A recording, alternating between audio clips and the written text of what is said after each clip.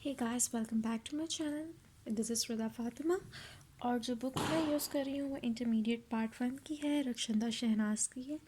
अगर आप लोगों को ये बुक चाहिए तो आप इजीली इसको मार्केट से खरीद सकते हैं। उसके अलावा जो भी मैं वीडियोस बना रही हूँ आजकल, उन सब के पीडीएफ फाइल का लिंक जो है मैं अपनी डिस्क्रिप्शन बॉक्स में लाजमी ऐड करती हूँ। तो अगर आपको किसी भी किस्म के जो नोट्स चाहिए जो मैं वीडियो बना रही हूँ जिस पे, तो आप वो डाउनलोड कर लें। डिस्क्रिप्शन बॉक्स में जाएं, पीडीएफ फाइल ओपन करें तो वहाँ से आप उसको डाउनलोड कर सकते हैं। So let's get started.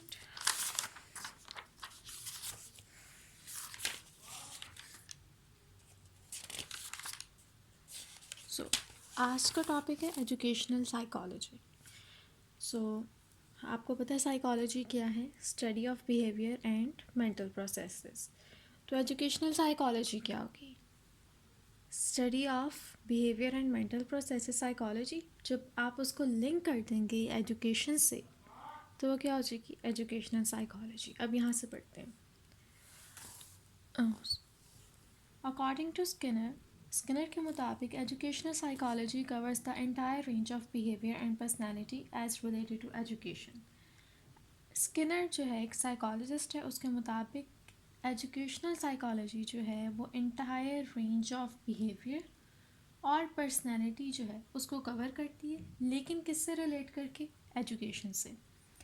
It is the branch of psychology that deals with teaching and learning.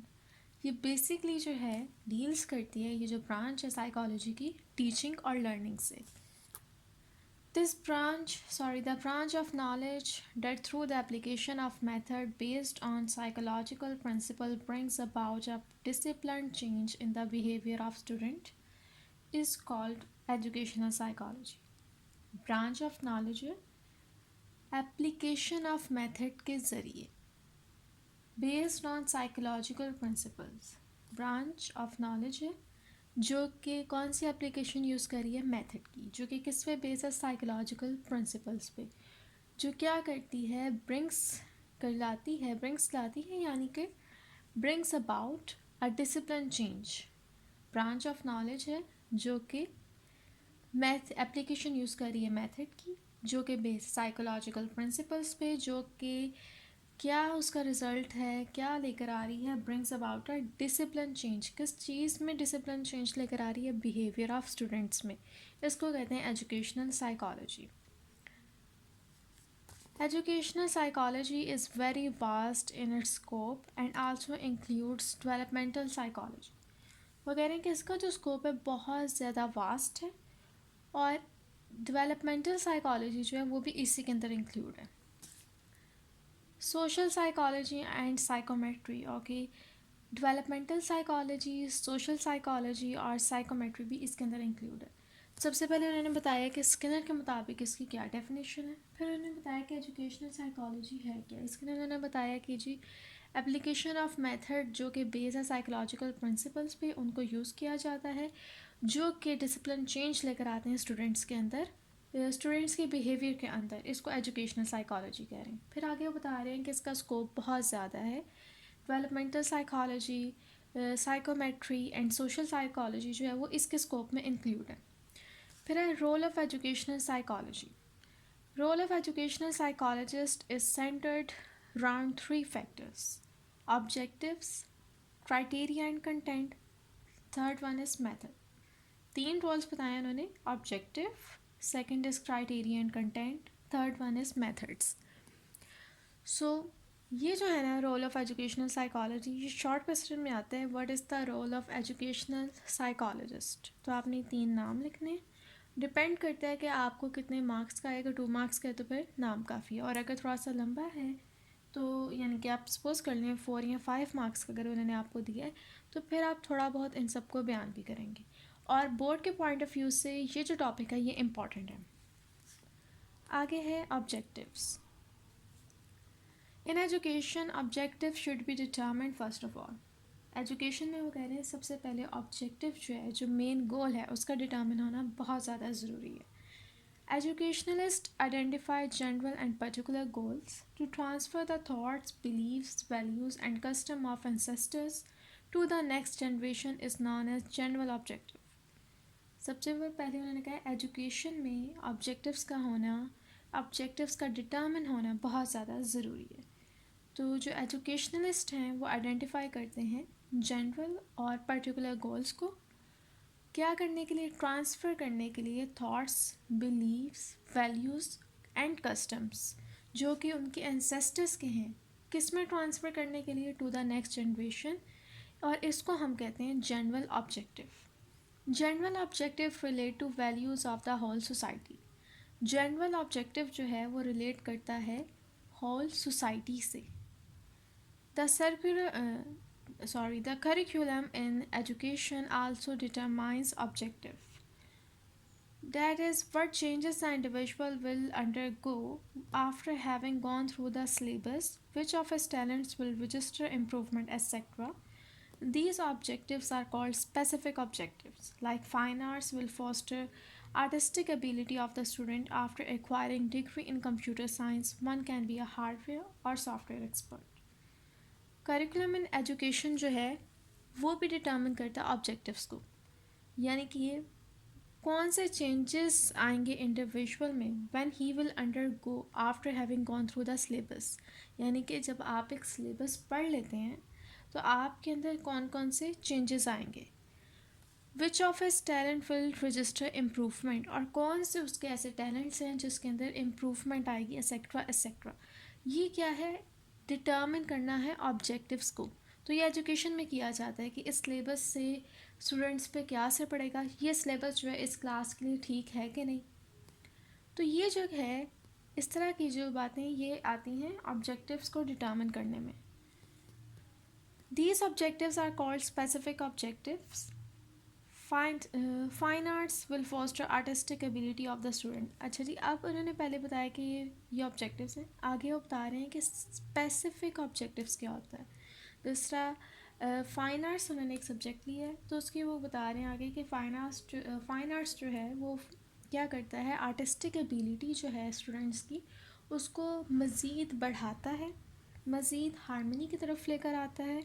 जो उसका लेवल है स्टूडेंट का अपनी आर्टिस्टिक वे में, आर्टिस्टिक आइडियाज़ में उसको अप कर देता है।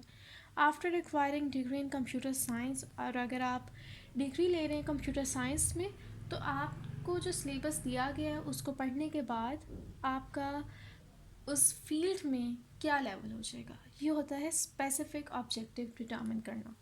अब आगे आते हैं क्राइटेरिया एंड कंटेंट पे। In this, expert determine what can be taught to a child at which age, what are the general criteria for a particular skill. इसके अंदर जो है एक्सपर्ट्स जो हैं वो डिटर्मिन करते हैं कि क्या सिखाया जा सकता है एक चाइल्ड को एट विच एज। जिस तरह अब एक छोटे से बच्चे को आप जो डॉक्टरी की किताबें हैं वो नहीं सिखा सकते, तो क्राइटेरिया एंड कंटेंट में आप बेसिकली ये देखते हैं कि एक बच्चे को क्या चीज़ सिखानी चाहिए और कौन से लेवल पे सिखानी चाहिए और उसका क्राइटेरिया क्या होना चाहिए। What are the general criteria for a particular skill, और एक पर्टिकुलर स्किल सिखाने के लिए जनरल क्राइटेरिया क्या होना चाहिए। फॉर एग्ज़ाम्पल, मैं अगर इंग्लिश पढ़ा रही हूँ तो अगर उसके अंदर जो है मैं उर्दू की बातें करने लग जाऊँ तो वो सिलेबस में इंक्लूड नहीं है, तो क्राइटेरिया से मैं हट जाऊँगी। तो इसके अंदर क्या होता है, एक्सपर्ट जो है वो डिटर्मिन करते हैं कि बच्चे को किस एज में क्या पढ़ाना चाहिए, और उसके अलावा अगर आप उनको कोई ख़ास स्किल सिखा रहे हैं तो आपका जनरल क्राइटेरिया क्या होना चाहिए उसके लिए। The educational psychologist identifies the nature and syllabus of training for every age. Educational psychologist जो हैं वो आइडेंटिफाई करते हैं कि आपका जो सिलेबस है उसकी क्या नेचर होनी चाहिए और हर एज के मुताबिक जो है वो सिलेबस कितना होना चाहिए, कैसा होना चाहिए। यानी कि जो आपको आपकी क्लासेस में सिलेबस दिया जाता है वो पहले एजुकेशनल साइकोलॉजिस्ट जो हैं वो उसको देखते हैं, आइडेंटिफाई करते हैं, उसका मुआयना करते हैं कि जी ये देना चाहिए बच्चों को, कि इसके अंदर अल्फाज कहीं 2 क्लास के बच्चे के लिए ज़्यादा तो नहीं है, मुश्किल तो नहीं है, उसकी जहन के मुताबिक ठीक है। तो ये सारा जो देखना है वो एजुकेशनल साइकोलॉजिस्ट करते हैं। 1 मिनट कहाँ पे थे। When the potential of the child develops fast, when he can learn relatively more difficult skills, which topics are important for a particular age, which subjects are essential for a society, which subjects are to be taught to the children with a particular talent, etc. और basically वो ये determine करते हैं कि कौन सा topic जो है वो किस एज में उनको समझाना चाहिए और कौन से स्पेसिफिक टैलेंट के लिए जो अगर उनको एक स्पेसिफिक टैलेंट प्रोवाइड किया जा रहा है वो सिखाया जा रहा है तो उसके लिए क्या सिलेबस होना चाहिए। फिर उसके अलावा आपकी सोसाइटी के मुताबिक कौन सा सिलेबस होना चाहिए और कौन से सब्जेक्ट्स लाजमी होने चाहिए। तो ये सब जो हैं वो एजुकेशनल साइकोलॉजिस्ट जो हैं वो कवर करते हैं, वो इसको देखते हैं। फर्स्ट ऑफ ऑल था ऑब्जेक्टिव्स, सेकंड है क्राइटेरिया एंड कंटेंट, जिसके अंदर क्राइटेरिया देखते हैं, कंटेंट देखते हैं, ऑब्जेक्टिव में मेन पॉइंट्स गोल्स वगैरह देखते हैं वो। आगे है method. Educational psychologists not only determine the criteria and content but also detail the method whereby the syllabus is to be taught to students.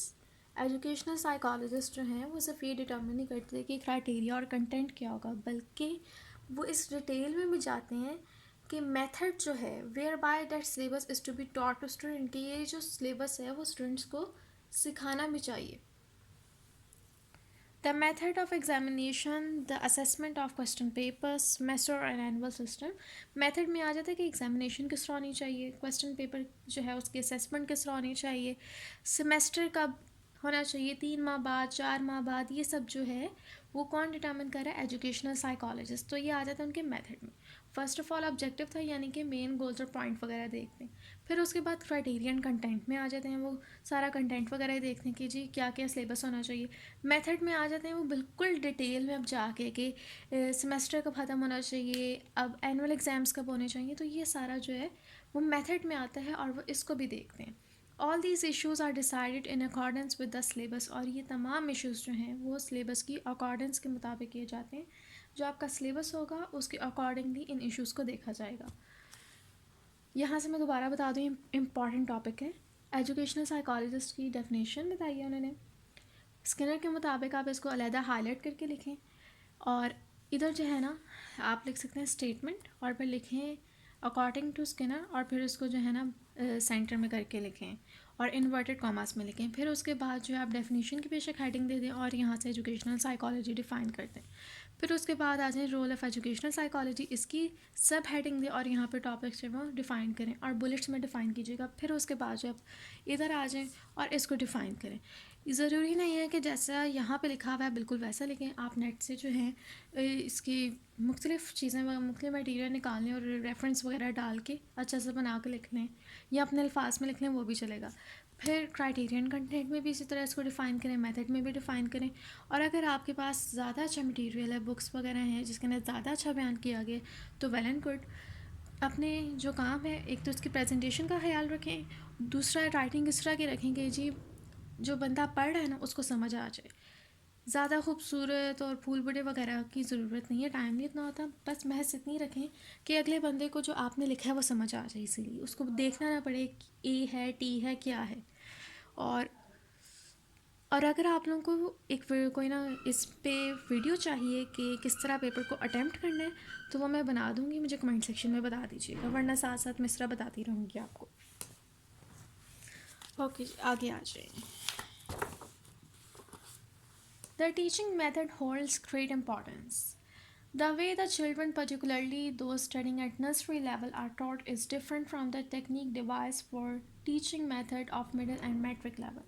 वो कहते हैं जो टीचिंग मेथड होता है ना वो बहुत ज़्यादा इम्पोर्टेंस रखता है।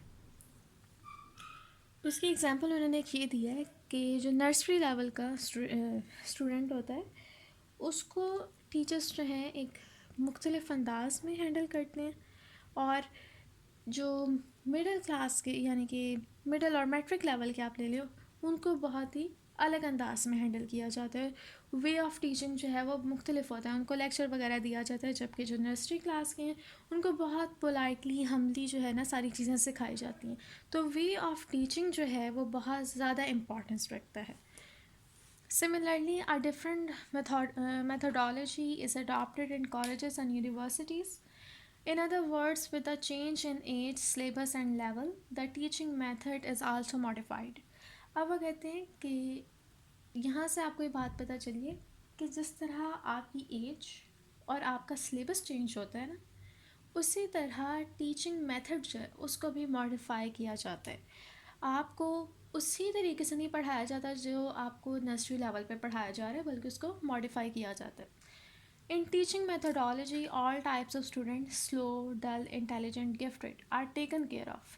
Teaching methodology में क्या होता है, different types of student होते हैं, कोई dull होता है, कोई slow होता है, कोई intelligent होता है, कोई gifted होता है कि उसको कुछ समझने की ज़रूरत नहीं पड़ती, टीचर से वो खुद ही पढ़ के समझ जाता है और फ़ौरन याद कर लेता है। तो उन सब का स्लो हो, डल हो, इंटेलिजेंट हो, सबका बराबर का ख्याल रखा जाता है टीचिंग मेथडोलॉजी में। Syllabus and teaching method are designed according to IQ level of the child. Syllabus और teaching method जो है वो चाइल्ड का जो IQ लेवल है उसके मुताबिक बनाया जाता है, उसके मुताबिक डिज़ाइन किया जाता है। It is arranged to provide special education for mentally retarded children. इसी वजह से स्पेशल एजुकेशन जो है मेंटली रिटार्डेड चिल्ड्रन के लिए की गई है। Now separate institution have been set up for the education and training of special children. Special institutions बना दिए गए हैं स्पेशल चिल्ड्रन के लिए। In addition to it experts look to the general criteria for the development and growth of children. Educational psychology makes sure that along with teaching of syllabus, children get instruction in circular activities like speeches, drama, sports and other organizational skills. अब वो कह रहे हैं कि educational psychology जो है वो make sure करती है कि टीचिंग ऑफ सिलेबस के अलावा जो है चिल्ड्रन को इंस्ट्रक्शन दी जाए, एक्स्ट्रा जो एक्टिविटीज़ हैं उनके बारे में, स्पीचेस, ड्रामा और स्पोर्ट्स वगैरह। Moreover, an important duty of educational psychologists is to probe into the problem of educational life and suggest solution to them as well. Moreover, वो कह रहे हैं कि एक important duty जो है educational psychologist की वो ये है कि वो problems जो educational life में उसके जो solutions हैं उनको suggest करें, ताकि जो टीचिंग वे है और जो हमारी एजुकेशन है उसका जो वे है उसको मज़ीद बेहतर बना दिया जा सके, ताकि बच्चों के लिए मज़ीद आसानियाँ पैदा की जा सकें। Teachers and students are two important pillars of educational structure. It is also the duty of educational psychologists to identify emotional, social, and psychological problems of students. Similarly, it also comes within the purview to solve the social and psychological problem of teachers. और ये कह रहे हैं कि students और जो teachers हैं वो बहुत ज़्यादा इम्पोर्टेंस के हामिल हैं एजुकेशनल स्ट्रक्चर में, और ये ड्यूटी है एजुकेशनल साइकोलॉजिस्ट की कि वो इमोशनल, सोशल और साइकोलॉजिकल प्रॉब्लम जो हैं स्टूडेंट्स को उनको जो हैं उन पे गौर फ़िक्र करें, अगर उनको कोई मसला है तो उसके लिए सलूशन निकालें। सिमिलरली जो है it also comes to unique duty, it also comes within their purview to solve the social and psychological problems of teacher, यानी कि स्टूडेंट्स के साथ साथ वो टीचर्स की वेलबींग का भी ख्याल रखें। ये नहीं करना कि बस टीचर्स को दबाए जाएँ, बल्कि उनकी भी वेलबींग का ख्याल रखें, देखें कि ज़्यादा बर्डन तो नहीं है कहीं उनके ऊपर। अगर उनके ऊपर बर्डन होगा तो बच्चों को सही तरह नहीं पढ़ा पाएंगे, तो उनका भी ख्याल रखना ज़रूरी है। यहाँ पर जो ये टॉपिक है ये ख़त्म होता है। तो साथ साथ मैंने आप लोगों को बता दी इसको किस तरह अटेम्प्ट करना है। और ये जो था ना मेथड, ये वाला टॉपिक थोड़ा सा लंबा है। I will suggest to you कि जब आप इसको लिखें, एक तो हेडिंग्स में लिखें, और उसके अलावा चूँकि काफ़ी लंबा है तो इन्होंने कुछ ऐसी बातें भी बताई हैं जो इम्पॉर्टेंट नहीं है। तो आप जो हैं जब पेपर अटेम्प्ट करें सिर्फ मेन बातें जो हैं उसको लिखें, ताकि आपको भी लिखने में आसानी हो और जो पढ़ रहा है उसको भी हो कि इस बच्चे ने बिल्कुल सही लिखा, बीच में कोई बोंगियाँ शोंगियाँ नहीं मारी। उम्मीद है आप सबको ये पसंद आया होगा, हेल्पफुल रहा होगा। और अगर आपको पसंद आया तो लाइक करें वीडियो को और शेयर करें and subscribe my channel. Bye bye.